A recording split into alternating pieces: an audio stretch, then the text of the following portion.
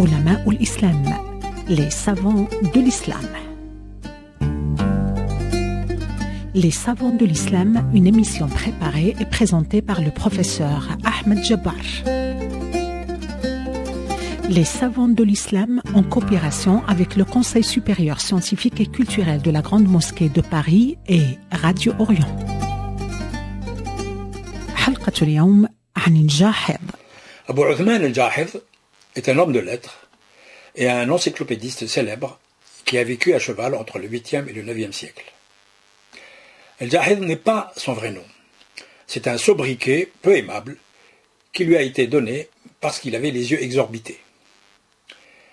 Il est né en 776 à Bassora, le second grand pôle culturel de l'Irak après Bagdad, la capitale de l'Empire musulman.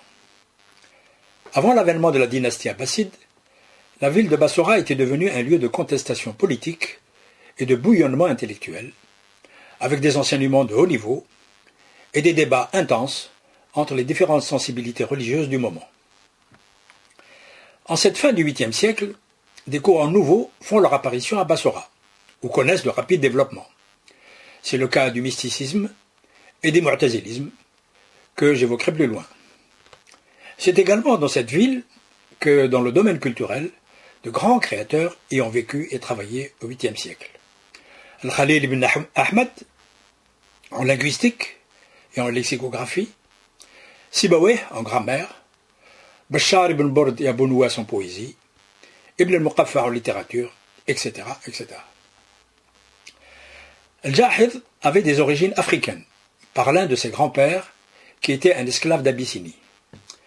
Certains bibliographes rapportent que la pauvreté de ses parents l'obligeait à faire de petits métiers, comme vendeur de pain et de poissons, pour se nourrir et poursuivre ses études. On ne connaît pas dans le détail le contenu de sa formation, mais on sait qu'il a suivi des cours de philologie, de lexicographie et de poésie, entre autres. Sur le plan doctrinal, il a préféré rejoindre le courant mu'tazilite. Ce courant se distinguait nettement des écoles orthodoxes et chiites qui se développaient à la même époque. En effet, ses membres affirmaient des idées originales pour l'époque et qui étaient éloignées de celles des autres orientations théologiques. C'est ainsi que, pour préserver l'unicité de Dieu, ils affirmaient que le Coran est créé. Partant de la conviction que Dieu ne fait pas le mal, ils considéraient aussi que les êtres humains sont libres de leurs actes. Ils ont même défendu un principe original pour l'époque et qu'ils ont popularisé par cette formule célèbre « ordonner le bien et interdire le mal ». Transposée sur le plan politique, cette recommandation justifiait la contestation de l'autorité par les citoyens, s'ils estimaient que le pouvoir était injuste. Vers la quarantaine, Al-Jahidh quitte sa ville natale et s'installe à Bagdad, où il restera une 50aine d'années. Comme je l'ai déjà dit dans l'émission précédente, la capitale de l'Empire était devenue une cité prospère sur le plan économique.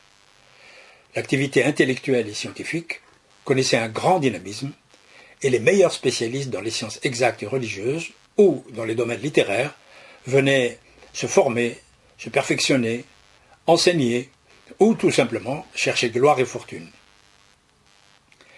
Lorsqu'il arrive dans la capitale de l'Empire, le pouvoir en place, et à sa tête le calife al-Ma'moun, avait décrété le mu'tazilisme idéologie officielle de l'État. Avec le recul, il semble que l'une des raisons importantes qui ont abouti à la promotion de ce courant par le pouvoir lui-même est à chercher dans la nécessité de réagir aux attaques contre l'islam de la part des défenseurs des autres religions et donc d'utiliser les armes des adversaires, c'est-à-dire la dialectique et les autres procédés du débat rationnel.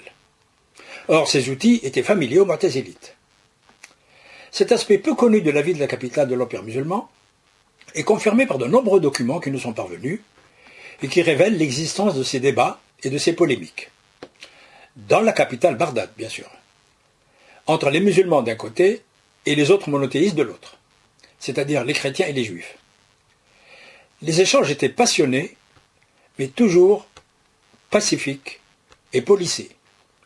On y parlait de la Trinité, de l'incarnation, de la divinité de Jésus, de l'adoration de la croix, du véritable statut du prophète des musulmans, etc., etc.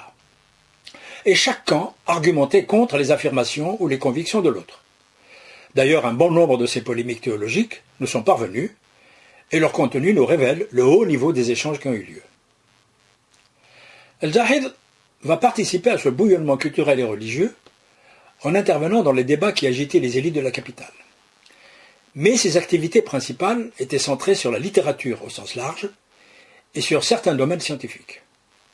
En littérature, il a publié des ouvrages dont les thèmes sont très éloignés les uns des autres, comme le propos sur les mulets et leur utilité, ou bien le livre de la supériorité des Noirs sur les Blancs, ou encore le livre des avares, le plus célèbre d'entre eux. Dans le domaine scientifique, sa contribution la plus importante est une vaste encyclopédie en 7 volumes, intitulée Le livre des animaux. Dans ce traité, il aborde différents aspects de la zoologie. Au cours de ce même siècle, un certain nombre d'auteurs, comme Al-Asma'i et d'autres, ont publié des ouvrages sur différentes espèces. Des animaux domestiques comme les dromadaires, les chevaux et les pigeons, ou bien les animaux sauvages comme les faucons, les reptiles et les scorpions. Mais les livres de cette période étaient centrés essentiellement sur les aspects linguistiques et aucun d'eux ne traite les aspects scientifiques du sujet. Constitue d'ailleurs l'originalité d'Al-Jahid. En effet, Al-Jahid avait une approche différente parce qu'il était informé de ce qui avait déjà été écrit par les savants grecs. Il avait lu en particulier le livre des animaux d'Aristote. Partant de son profond désir de révéler à ses lecteurs les merveilles de la création divine, il s'est efforcé de renouveler et d'enrichir les approches anciennes, souvent livresques, en les complétant par des investigations et des observations, 2 démarches qui n'avaient pas été encore entreprises dans l'étude de ce domaine. L'encyclopédie d'Al-Jahid décrit plus de 250 espèces animales. En plus de ces descriptions, il est le premier à avoir abordé certains aspects liés au comportement des animaux, en analysant leur adaptation à leur environnement. Il est également le premier à avoir évoqué certains aspects de ce que l'on désigne aujourd'hui par les termes de sélection naturelle et de chaîne alimentaire. Mais c'est dans sa démarche qu'Al-Jahid s'est révélé d'une grande modernité. Il considérait que le doute était une attitude intellectuelle nécessaire à la recherche de la vérité scientifique. Il pensait aussi qu'après le doute, il était indispensable d'avoir une démarche critique, afin de pouvoir éliminer les informations douteuses ou peu fiables.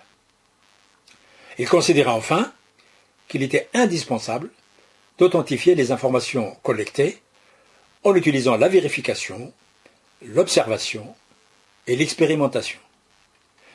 C'est ainsi, par exemple, qu'il a été amené à faire une expérience avec des souris et des scorpions qu'il avait enfermés dans un bocal pour étudier leur comportement et vérifier une information qui lui avait été donnée. En plus de sa maîtrise de la langue arabe, de son esprit critique et de sa grande liberté d'esprit, Al-Jahid était une encyclopédie vivante grâce à sa passion de la lecture.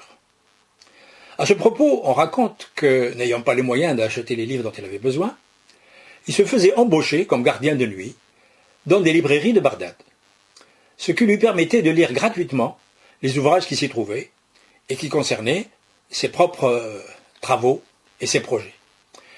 On est allé jusqu'à affirmer que même après être devenu célèbre, il a continué à fréquenter les librairies de nuit et qu'il en serait mort, victime d'une avalanche de livres qui s'est abattue sur lui pendant son sommeil. Il disait d'ailleurs à propos des livres et de la lecture « Je ne connais aucun arbre qui ait un fruit plus succulent, plus précoce, plus aisé à cueillir, plus disponible à tout moment que le livre. »